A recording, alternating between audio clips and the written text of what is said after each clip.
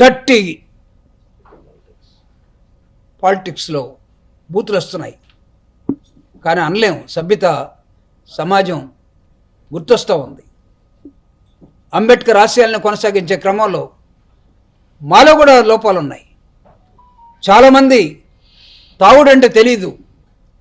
అమెరికాలో ఉన్నప్పుడు, లండన్లో ఉన్నప్పుడు ఒక్క బిస్కెట్ లేకపోతే ఒక బ్రెడ్, ఒక కప్పు టీ తోటి బతికినటువంటి డాక్టర్ బాబాసాహెబ్ అంబేద్కర్ ఏ రోజు కూడా ఆల్కహాల్ వైపు పోలేదు. కానీ ఇప్పుడున్న జనరేషన్స్, రాజకీయ నాయకులు సాయంత్రానికి వచ్చేసరికి ఆల్కహాలు, ఈరోజు ఆఖరికి వచ్చేసరికి అంబేద్కర్ విగ్రహాలే ఆఖరికి వాళ్ళకి సాయంత్రానికి తాగటానికి షెల్టర్లుగా మారుతూ ఉన్నాయి. అసలు ఏ రోజు తాగినటువంటి వ్యక్తుల్నే తాగుబోతులుగా చిత్రించే సమాజం ఇప్పుడు ఏర్పడింది. ప్రవీణ్ పగడాల తాగుడు అలవాట్లేదు, జ్ఞానిగా తయారవుతూ ఉన్నాడు. 45 సంవత్సరాల్లో అతను విశ్లేషణ చూసి ఓర్చుకోలేనటువంటి కొంతమంది మతవాదులు నిర్మూలన కార్యక్రమం చేపట్టారు. ఈ నిర్మూలన కార్యక్రమంలో వేసిన ముద్ర ఏంటంటే ప్రవీణ్కి తాగుబోతని.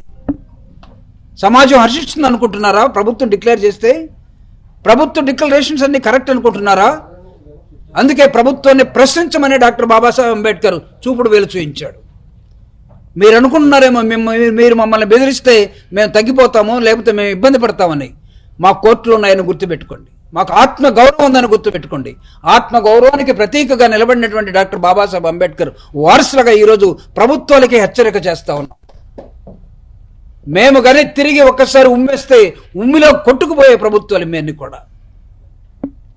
మా వ్యక్తులను మొత్తాన్ని, మా గళాన్ని మొత్తాన్ని, మా గొంతును మొత్తాన్ని, మా కంఠాలను మొత్తాన్ని నొక్కేసింది గాక కంఠాలను నిర్మూలిస్తారా? మీరు శక్తివంతులను భావిస్తున్నారా? మాలో అనైక్యతని మీరు బలంగా మార్చుకున్నారు.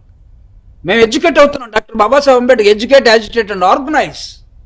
అఫ్కోర్స్ కొన్ని శతాబ్దాలు పట్టవచ్చు. శతాబ్దం క్రితం మరణించిన వ్యక్తి, 134 సంవత్సరాల క్రితం మరణించిన వ్యక్తి, పుట్టిన వ్యక్తిని ఈరోజు మనం ఘనంగా ఆయన వేడుకలను జరుపుకుంటున్నామంటే జగన్మోహన్ రెడ్డి గారి మీద నియంతని ఒక ముద్ర వేశారు. జగన్మోహన్ రెడ్డి గారు దోపిడీదారుడని ఒక ముద్ర వేశారు. ఈరోజు ప్రవీణ్ పగడగాలని తాగుబోతుడని ఒక ముద్ర వేశారు. కానీ ఈరోజు మీది కావచ్చు, రేపు మీది కాకపోవచ్చు. గుర్తుపెట్టుకోండి. అందుకే ఇంత వెల్ఫేర్ యాక్టివిటీ చేసినటువంటి జగన్మోహన్ రెడ్డి గారు విద్యాలయాలను కానీ, నాడు నేడు కానీ, ప్రభుత్వ హాస్పిటల్ కానీ వాటన్నిటి కూడా ఫ్యామిలీ డాక్టర్ కాన్సెప్ట్ని తీసుకొచ్చి ఆరోగ్యంగా ఉండండి అని, ఆరోగ్యమైనటువంటి భారతదేశం అని డాక్టర్ బాబాసాహెబ్ అంబేద్కర్ చెప్తే దాన్ని నిర్మిస్తున్నటువంటి జగన్మోహన్ రెడ్డి గారి పరిపాలన మీద అబద్ధాలతోటి, దానికన్నా ఎక్కువ ఇస్తామనే వేలాంపాటలతోటి ఈరోజు అధికారంలోకి వచ్చినటువంటి మీరందరూ కూడా ఏం చేస్తున్నారంటే, మేము బయట ఉన్నప్పుడు ఒకటిగా ఆలోచించాం. చంద్రబాబు నాయుడు చెప్తున్నాడు, బయట ఉన్నప్పుడు ఒకటిగా ఆలోచించాం, లోపలికి వెళితే మాకేం అర్థం కావట్లేదు. నేను లోపలికి ఎవడమన్నాడు, బయట ఉండి ఎవడు ఆలోచించమన్నాడు? అర్థం కావట్లేదా?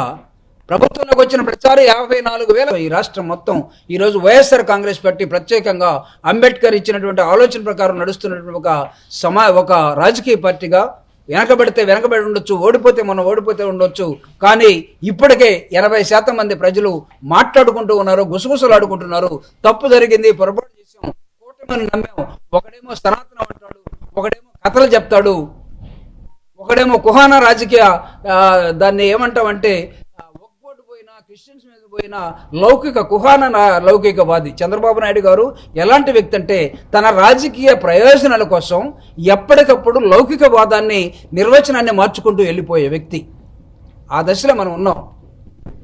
జగన్మోహన్ రెడ్డి గారు వక్ఫ్ బోర్డు దానికి ఏమీ అనుకూలంగా సంతకం పెట్టలేదు, వేయలేదు. కానీ మీరు చేస్తున్నటువంటి ప్రతి పని కూడా మీ అధికారం నిలబెట్టుకోవడం కోసం ఎంత అబద్ధాలని చెప్పి, ఎంత మోసమైన చెప్పి ప్రజల్ని మోసగించే విధానంలో అంబేద్కర్ ఆలోచనలు కొనసాగించే ప్రభుత్వాలు కావాలని కోరుకుంటున్నాం. అంబేద్కర్ పేరు చెప్పుకొని ముందుకు వస్తే కాదు, 125 అడుగుల ఎత్తైనటువంటి ఒక విగ్రహాన్ని విజయవాడలో నిర్మించినటువంటి జగన్మోహన్ రెడ్డి గారు ఈరోజు ఆ విగ్రహం దగ్గరికి అక్కడ ఉన్నటువంటి ముఖ్యమంత్రి కానీ, ఆ పార్టీ కానీ, ప్రభుత్వం కానీ ఎందుకు పోలేకపోతా ఉంది? నగరం నడిబొడ్డును పెట్టినా మీకు అంటరాని వాడైపోయాడా?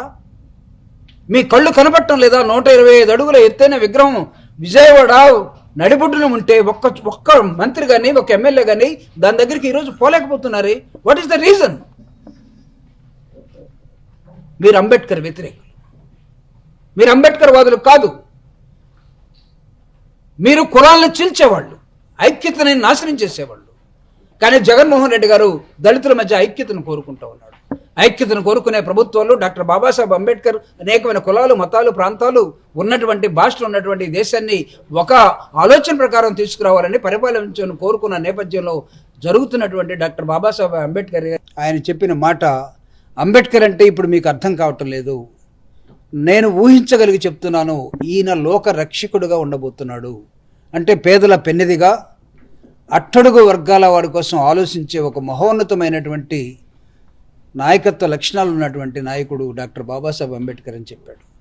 134 సంవత్సరాలు అయిపోయినా సరే ఈరోజు భారతదేశం మొత్తం మాత్రమే కాకుండా భారతదేశం ప్రపంచానికి ఇచ్చినటువంటి ఒక వరంగా అంబేద్కర్ని మనం భావించాలి.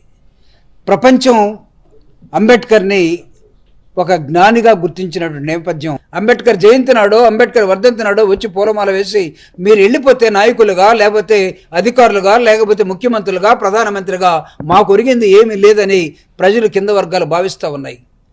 ఈరోజు ఒక వ్యాసం చదివాను, ఆయన ఇండియన్ డిఫెన్స్ మినిస్టర్ సాక్షి పేపర్లో రాస్తున్నాడు, అట్టడుగు వర్గాలే అంబేద్కర్ని సొంతం చేసుకుంటే ఆయన అన్ని వర్గాలకు నాయకుడు పెట్టుకున్నాం, ఇప్పుడు మా ఓట్ల అవసరం వచ్చింది, అంబేద్కర్ని మేము జై భీమ్ అంటే ఆ జై భీమ్ అనే తప్పని పరిస్థితుల్లో మీరు ఈరోజు అంబేద్కర్ని తీసుకొచ్చి మీరు